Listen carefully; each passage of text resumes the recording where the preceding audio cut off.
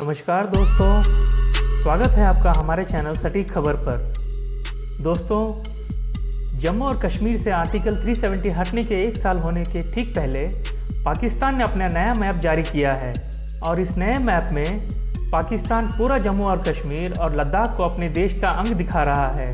आप आज से पहले के मैप को देखें तो उसमें पाकिस्तान हमेशा गिलगिट बाल्टिस्तान और पीओके को ही अपना हिस्सा दिखाता था, पर अब वो पूरा जम्मू और कश्मीर और लद्दाख को अपना हिस्सा बता रहा है। और सबसे बड़ी बात तो ये है कि इस बार उसने गुजरात के जूनागढ़ को भी पाकिस्तान का हिस्सा बता दिया। कुछ महीने पहले नेपाल के द्वारा ऐसे ही एक चाल को चलना आपने देखा होगा और आप सब जानते होंगे कि नेपाल के इस चाल के पीछे कौन है। तो दोस्तों, पाकिस्तान के इस चाल के पीछे भी वही है जो नेपाल के पीछे है, और वो है चाइना। दोस्तों, चाइना का अचानक से भारत को लेके इतना आक्रामक हो जाना कोई आम बात नहीं है। इसके इस रवैये के पीछे है चाइनीज इंटेलिजेंस डिपार्टमेंट का भारत के प्लान्स को लेकर वो रिपोर्ट जिसे सुनकर चाइना की नींद उड़ गई है। तो क्या है वो रिपोर्ट और क्या लिखा है उस रिपोर्ट में जिसे देखकर चाइना की नींद उड़ गई है, वो तो हम बात करेंगे अपने अगले वीडियो में। पर इस वीडियो में हम ये जानने की कोशिश करेंगे कि पाकिस्तान अपने मैप में जूनागढ़ को अचानक से क्यों दिखा रहा है और इसके पीछे पाकिस्तान और चाइना की क्या प्लान है। हमें पहले ये सुन के हंसी आएगी और लगेगा कि ये पाकिस्तान और चाइना की एक और बेवकूफ़ाना हरकत है, पर असल में ये एक बहुत ही खतरनाक चाल है जिसमें चाइना भारत को उलझाना चाहता है। आर्टिकल 370 हटने के बाद पाकिस्तान का कश्मीर पर किसी भी तरह का क्लेम बचा नहीं है। पिछले 1 साल से जिस तरह से शांति कश्मीर में है और इसी तरह से कुछ और साल बीत जाएंगे तो कश्मीर के मुद्दे का इंटरनेशनल फोरम पर भी कोई वैल्यू नहीं। और इस मामले को जिंदा रखने के लिए जूनागढ़ का मामला फिर से उठाया गया है। आपको लग रहा होगा कि जूनागढ़ का कश्मीर के मामले से क्या ताल्लुक है, तो ये जानने के लिए हमें भारत की आज़ादी के वक्त की कुछ घटनाओं को देखना होगा। पाकिस्तान भारत से अलग होने के बाद अब तक कभी भी जूनागढ़ की बात किसी भी फोरम में नहीं उठाया है। जूनागढ़ असल में ब्रिटिश राज के अंदर प्रिंसली स्टेट हुआ करता था। ये एक हिंदू मेजॉरिटी स्टेट था, पर इसके राजा थे एक मुस्लिम जिनका नाम था मोहम्मद महाबत खान, जो भारत की आज़ादी के बाद पाकिस्तान से मिलना चाहते थे। उस समय शाहनवाज भुट्टो, जो कि जुल्फिकार अली भुट्टो और बेनज़ीर भुट्टो के ख़ानदान से हैं, वो जूनागढ़ के दीवान हुआ करते थे और उन्होंने जूनागढ़ के राजा को पाकिस्तान में मिलने के लिए मना लिया था।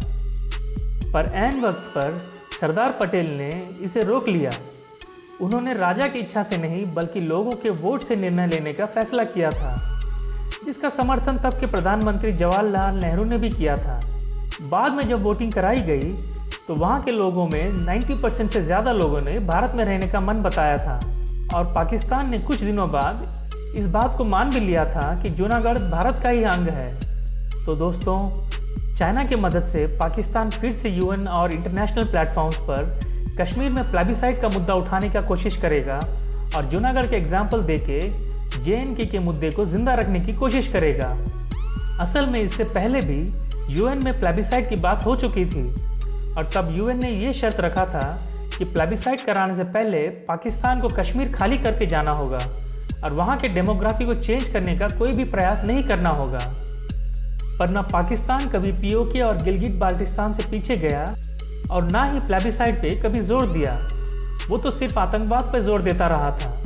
पाकिस्तान के इस कदम को मैं बहुत ही खतरनाक इसलिए मानता हूँ क्योंकि जैसे नेपाल के रास्ते चाइना ने भारत के लिपू लेक और काला पानी को इंडिया और नेपाल के बीच डिस्प्यूटेड लैंड बना दिया और अपने सेना को नेपाल की तरफ बॉर्डर पर उतार दिया है, उसी तरह वो कल को जूनागढ़ को अब पाकिस्तान और इंडिया के बीच डिस्प्यूटेड लैंड बताकर अपने वॉरशिप्स और सबमरीन जूनागढ़ के आसपास तैनात कर सकता है और पता नहीं आगे आगे वो और किस पड़ोसी को उकसाकर नया लैंड डिस्प्यूट खड़ा कर देगा।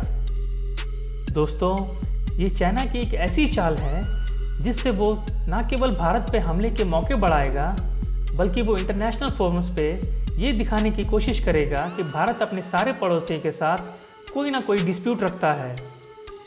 तो दोस्तों, पाकिस्तान के मैप में बदलाव करने का मकसद आपको समझ आया होगा। इस वीडियो को छोटा रखने के लिए हम इस टॉपिक को यहीं पे रोकते हैं। पर दोस्तों, जरा सोचिए, कोरोना के बाद अपने देश की बहुत ही बुरी हालत के बाद भी चाइना भारत के खिलाफ क्यों इतना सब कर रहा है? ऐसा कौन सा डर है जो चाइना को खाए जा रहा है? क्या है वो चाइनीज इंटेलिजेंस की रिपोर्ट जिसे देख चाइनीज गवर्नमेंट की नींद उड़ गई है? वो जानना बहुत ही ज़रूरी है और वो हम जानेंगे अपने अगले वीडियो में। तो हमारे चैनल को देखते रहिए और प्लीज़ लाइक, शेयर और सब्सक्राइब ज़रूर कीजिए। तब तक के लिए धन्यवाद। जय हिंद।